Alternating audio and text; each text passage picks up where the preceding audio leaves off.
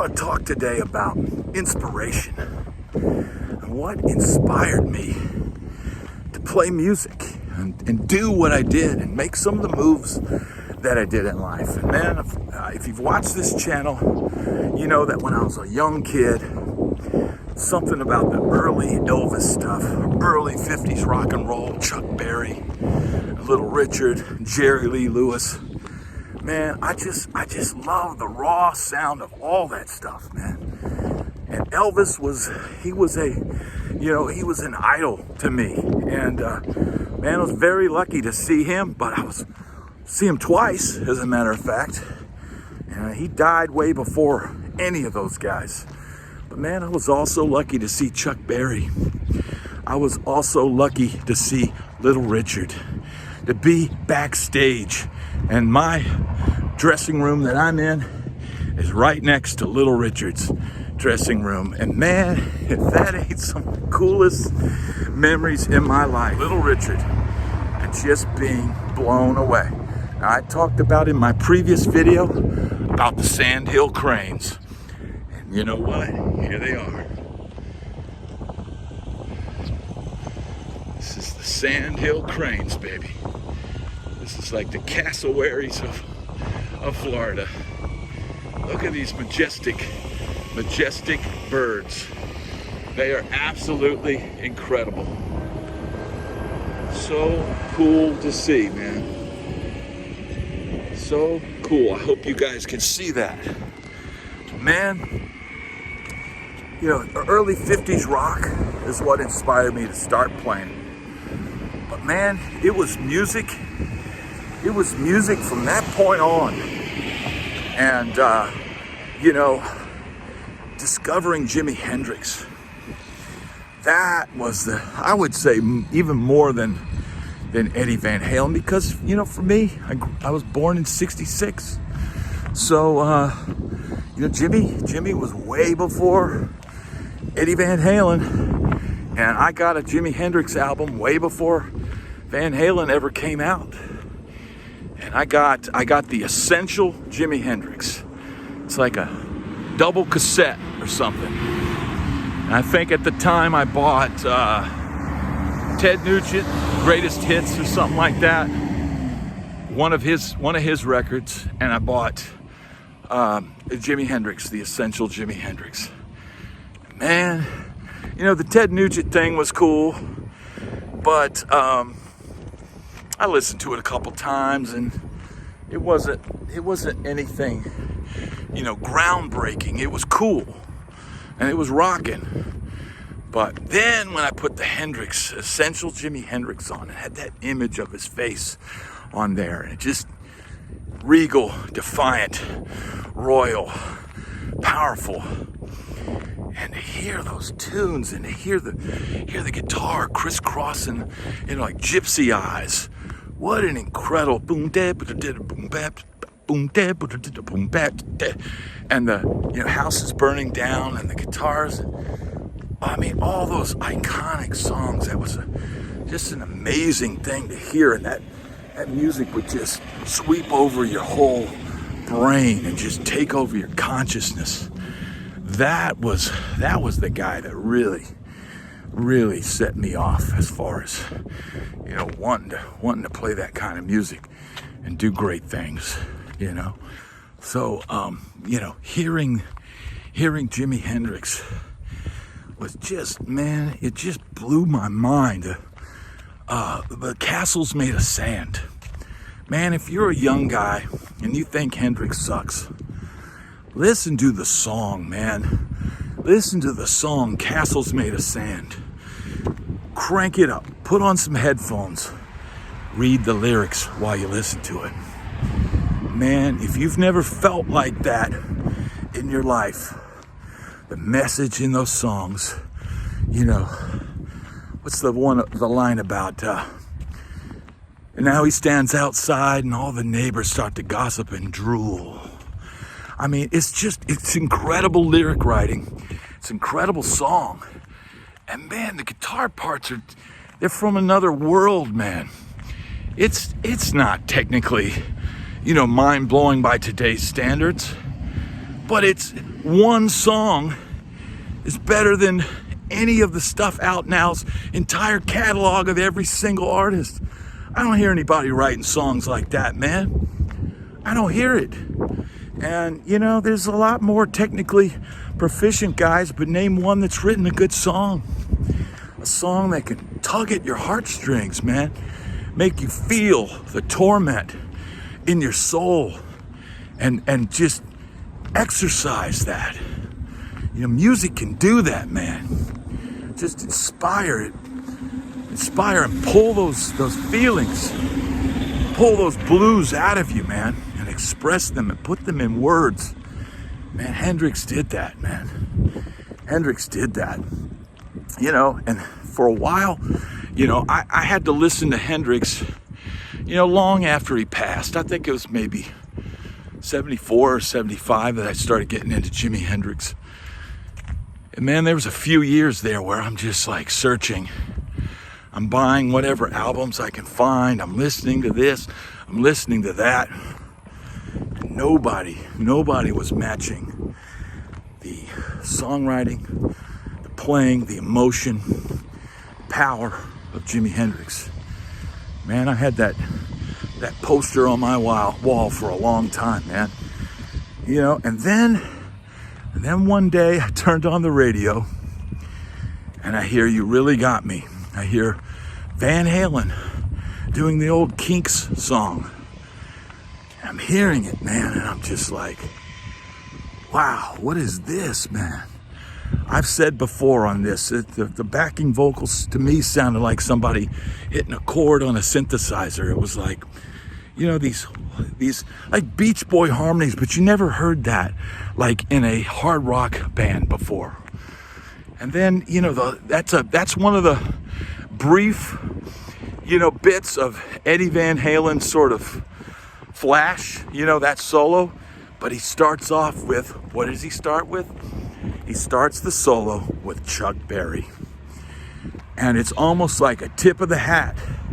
The good old Chuck Berry, man. The straight up Chuck Berry lick, man. All of Chuck's children are out there playing his licks. But for me, man, it was like a gateway. He's playing a Chuck Berry lick, and then, whoa, what was that? What was that? Man, it's like the perfect introduction to Van Halen. Because, you know, if it had just heard him tap like right out of the gate, I might not have connected with it the same. But hearing that cover song, you know, redone in a nuclear fashion, in an atomic bomb-like fashion, bombastic, hip-swinging, David Lee Roth, you know, and just the visual of the whole thing, the album cover, and Eddie with his painted Strat with the one pickup in it, David Lee Roth, you know, in his leather pants with his shirt open, holding the microphone in a suggestive pose, you know, near his crotch. And the drummer, you know, is like smoke rising from the drummer, and the bass player, you know, poised in that famous Neil Zlozauer photo shoot. It's iconic, man. It's iconic. And that moment in time, you know, seeing that, right, and hearing that, but then, you know, it was still very mysterious. You never, you know, you'd have to go to a concert, and man, you know, I never got to see Van Halen with David Lee Roth back in those days. I had friends that went, but for some reason or whatever it was sold out. I wasn't able to get, it was on my radar, but it was like I never got to make the trip to see it. It wasn't until 5150 that I saw Van Halen for the first time. But, you know, by that time, you know, MTV had exploded. Man, everybody I knew had the new cable, and the ones that were, you know, a little better off, they would have it hooked up to their dad's stereo system, and you go over to their house after school, and they'd turn the MTV on, and they'd turn on their stereo at the same time, and you'd see these music videos, and you hear them in stereo, and you could sit there and kind of be your own Beavis and Butthead, making comments about the videos. And a lot of that stuff we'd make fun of, Haircut 100 and Kaja Gugu, and some of that stuff was pretty ridiculous, although some of it had its merits too, but that was the moment. They talk about inspiration, and seeing and hearing about Van Halen and the California, the Sunset Strip and all that.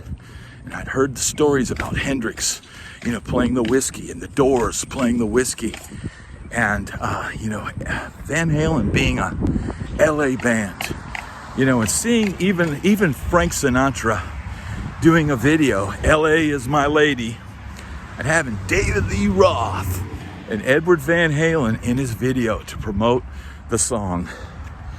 And that, if that wasn't enough to get inspired to move out west, to try and be a part of that whole scene. It was one movie. It's not a rockumentary. It was a movie called Fast Times at Ridgemont High. This was probably maybe a year before I decided I wanted to go to California.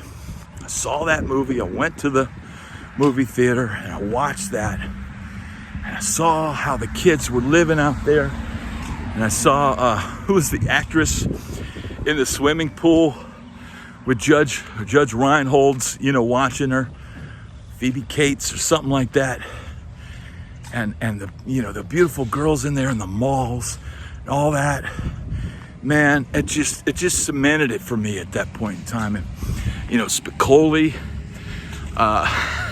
those guys rolling out of that van, with smoke coming out of it. That, my friends, kind of sums up the California lifestyle. And then everybody was dude, bro. Dude. Everyone was dude. And, the beers were flowing. The smoke was blowing. And it was everything that you thought it would be in the movies. But there was also, under the surface, there was a lot of creepy, scary, dangerous stuff brewing out there, man. It was not all it was cracked up to be in a teen romance comedy or whatever, dramedy or whatever Fast Times is supposed to be.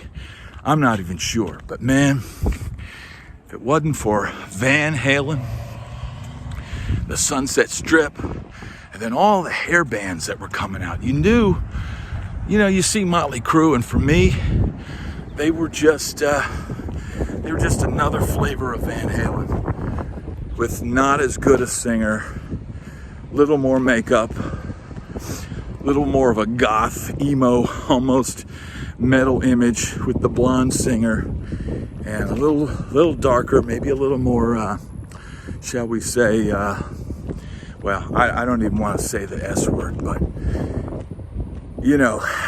I saw these other bands, and I knew people were making it, Dokken and all of this stuff, all of these other projects, and he knew it was all coming from LA. So it seems like that was exactly where you needed to be.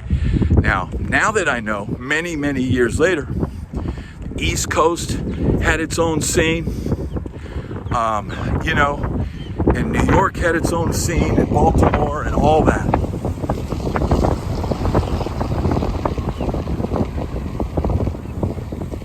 But the reality is, the thing that inspired me to move out to California and give it my shot, Van Halen, Fast Times at Ridgemont High, and all of the hair bands on the Sunset Strip that were coming getting signed, it seemed like a gold rush. And I wanted a piece of it. That, my friends, is what inspired me to make the move.